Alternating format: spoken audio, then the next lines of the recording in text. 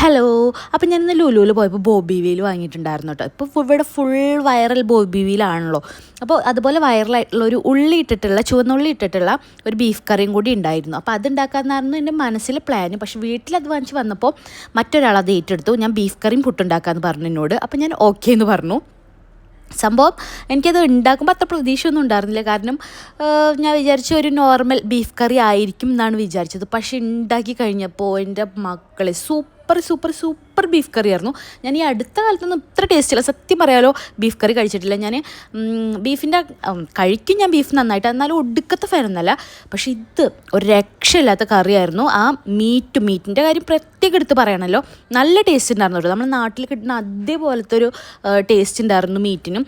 വെറുതെ അല്ല സംഭവം വൈറലായി എന്ന് അപ്പം എനിക്ക് മനസ്സിലായി.